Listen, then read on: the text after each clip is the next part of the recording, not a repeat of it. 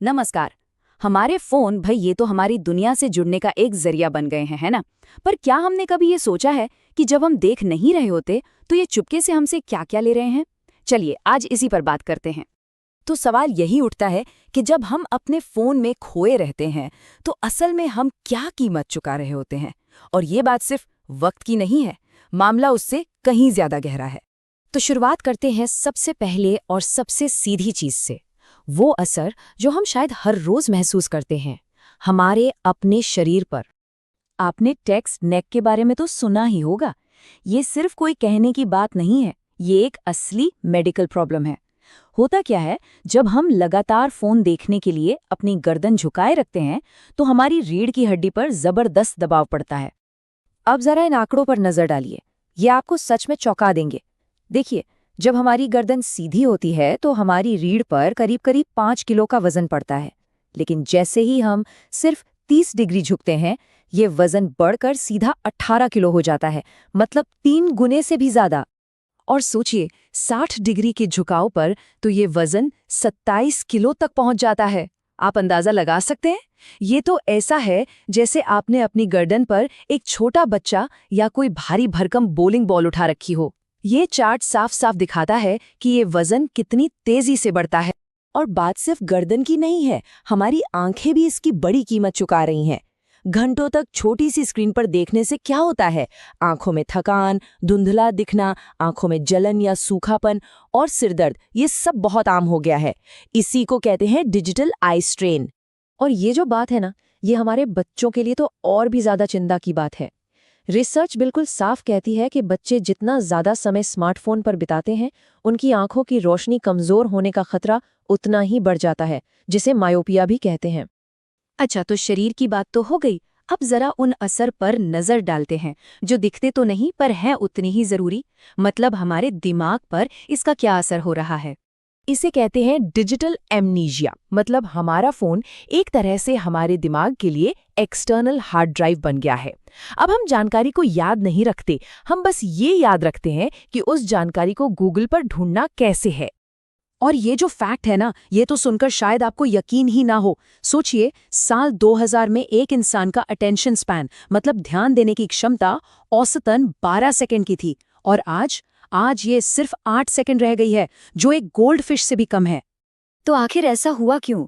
इसकी एक बड़ी वजह शायद ये नंबर है, 2617।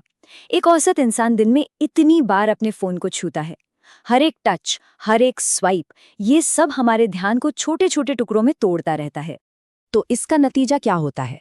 नतीजा ये है कि किसी एक काम पर बिना भटके गहराई से ध्यान लगाने की जो हमारी क्षमता है, जिसे डीप वर्क भी कहते हैं, वो अब एक बहुत ही कीमती और दुर्लभ स्किल बनती जा रही है। तो शरीर और दिमाग के बाद अब बात करते हैं हमारे रिश्तों की। देखते हैं कि ये डिवाइसेस हमारे आसपास के लोगों के साथ हमारे संबंधों पर क्या असर डाल रही हैं। ये एक नया शब्द है जो आजकल काफी सुनने में आता है, फबिंग। इसका सीधा सा मतलब है किसी से बात करते वक्त उसे नजरअंदाज करके अपने फोन में लगे रहना। ये एक तरह से सामने वाले को ये महसूस कराना है कि वो आपके लिए जरूरी नहीं है। और इस आदत की कीमत भी चुकानी पड़ती है। जो लोग ऐसा करते हैं उन्हें कम मिलनसार समझा जाता है। इससे रिश्तों का भरोसा और आपसी समझ कम होती है। बातचीत में एक अजीब सी अनुपस्थित उपस्थिति बन जाती है। मतलब इंसान सामने होते हुए भी वहां नहीं होता। और हाँ, इससे रिश्तों में झगड़े भी बढ़ते हैं। लेकिन इसका एक दूसरा पहलू भी है जो काफी पॉजिटिव है। जब हम जानबूझकर किसी से बात करते समय अपना फोन साइड में रख देते हैं तो इससे हमारे रिश्ते और भी मजबूत होते हैं, आपसी करीबी बढ़ती है। ये टेबल एक बहुत ही दिलचस्प बात सामने लाती है। रिसर्च बताती है कि जो लोग सोशल मीडिया पर बहुत ज्यादा एक्टिव रहते हैं, मतलब जो हर वक्त कुछ ना कुछ पोस्ट करते रहते हैं, वो असल जिंदगी में लोगों के हाव भाव समझने में उतने अच्छे नहीं होते। इसकी तुलना में जो लोग सिर्फ कंटेंट देखते हैं, वो इस मामले में बेहतर पाए गए। है ना ये सोचने वाली बात? अच्छा, तो अब जरा इस पूरी तस्वीर को और बड़े पैमाने पर देखते हैं। बात करते हैं इसके ग्लोबल, आर्थिक और पर्यावरण पर पड़ने वाले असर की। $62 बिलियन। सोचिए, इतनी बड़ी रकम। ये उन कीमती प्राकृतिक संसाधनों की कीमत है जो हर साल हमारे पुराने फोन्स और गैजेट्स के कचरे में, मतलब ई वेस्ट में, बर्बाद हो जाते हैं। इसमें सोना और तांबे जैसी महंगी धातुएं भी शामिल हैं। और ये चार्ट देखिए, ये समस्या की गंभीरता को बिल्कुल साफ कर देता है। हमारे फेंके गए इलेक्ट्रॉनिक डिवाइसेस में से सिर्फ 22% ही ठीक से रिसाइकिल हो पाते हैं। बाकी के 78% का तो कोई हिसाब ही नहीं है। वो कहीं ना कहीं हमारे पर्यावरण को नुकसान ही पहुंचा रहे हैं। जरा सोचिए, सिर्फ एक स्मार्टफोन बनाने के पीछे कितनी बड़ी लागत छिपी है। इसके लिए 240 किलो जीवाश्म ईंधन, 22 किलो केमिकल्स और करीब 1.5 टन पानी की जरूरत पड़ती है। ये एक बहुत बड़ी पर्यावरणीय कीमत है। तो इन सब पहलुओं को देखने के बाद अब आते हैं एक आखिरी और शायद सबसे जरूरी विचार पर।